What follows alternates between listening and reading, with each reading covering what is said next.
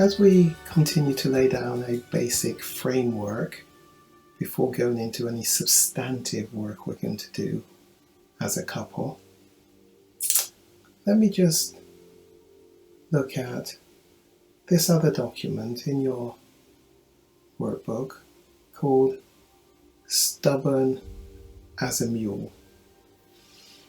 Now, the best way to work with this one is for you to cover over all of the images except the top one on that sheet, Stubborn as a Mule. Cover over all of them except the top one as I talk you through what each image is showing. Stubborn as a mule. So you have these two mules, sometimes I call them donkeys. They can see something in life that they would like to have, to get. In this case, it's hay. The donkeys, the mules, are a representation of us as couples in relationship. They see something that they would like, but they are in opposite parts.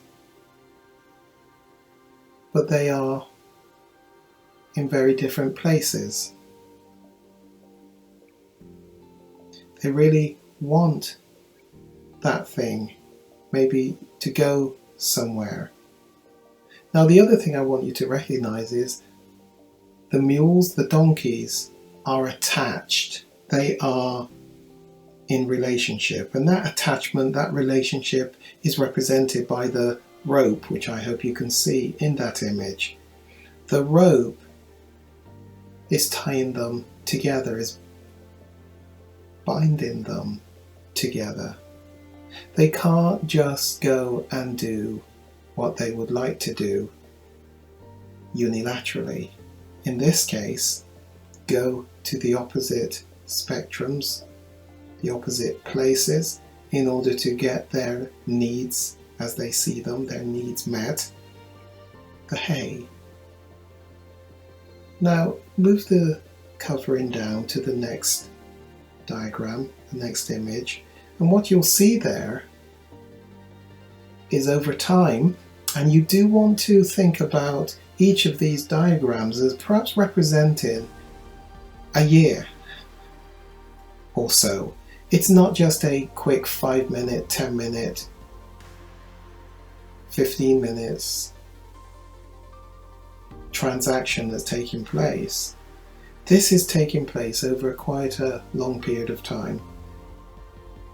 And eventually, again, remember, it's the metaphor for us in relationships where we want our needs met.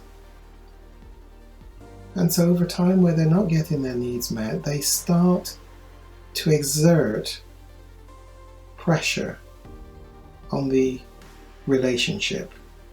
The rope gets taut, gets tighter.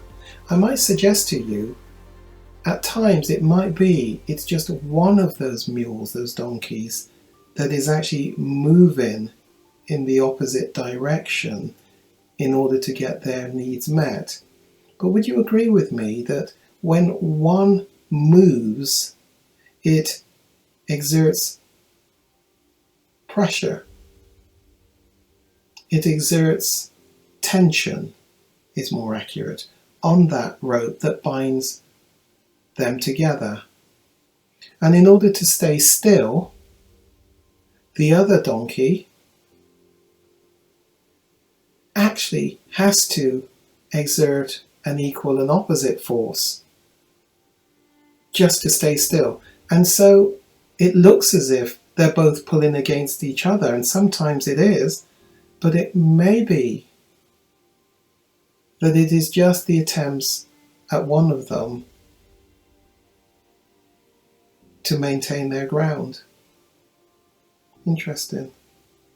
Let's move on down to the next one. Over time, let's say another year has gone by of annoyance that the other is just not cooperating, And of course, each is looking to the other for the failure, for the fault. But in this third one, they've really upped the ante, kicking and screaming, pulling, tense rope, tense relationship, taking up a lot of energy as they pull against the other person to get their needs met. A lot of tension, a lot of activity, a lot of perceived hostility. And that is exhausting if it's going on for quite long periods of time. So if you move your sheet down to the fourth one,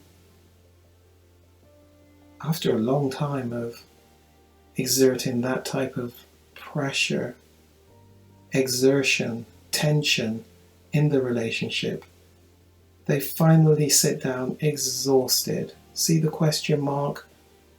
And I would suggest that question mark is more about, why are you being so difficult? You see, that goes back to that point I made, which is when there's conflict in a relationship, many actually perceive that it would be good at times to have a time of separation from each other. And I suggest that is probably always one of the worst things that you can do.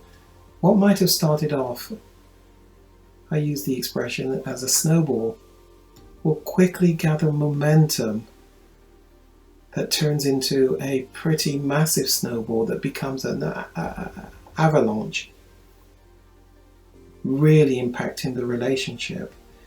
When we are separate from each other, it is very rare that we're going to have good thoughts about the other person. We tend to have a blaming mentality. It's the other person. Why are you? Why are you being so? Why are you? You are. And that's what the question mark is. Can't figure it out, but actually, why are you being so difficult? It's obvious, isn't it? If you. And they stay in this status quo for a period of time. Move your sheet down. Let's look at the next one. I call this bit the happy ever after. They have figured out the problem and how we can resolve it. Isn't that lovely? If you come over onto my side and together we eat my hay, move the sheet down. Let's look at the last one. Once we've eaten up all of mine, let's go over onto the other side and we can eat yours together. We're working together in unity at last. Isn't that lovely? Happy ever after. Problem? So few of our relationships work out like that. Work out the conflict, resolve the conflict in that lovely, tidy way. Send me a message. It's time to get your relationship back onto a better footing for your future. Let's do some work without shame and bring colour back to life. Send the email, send the message to me, Gary McFarlane, at the Kairos Centre, and let's begin to reclaim your quality of life.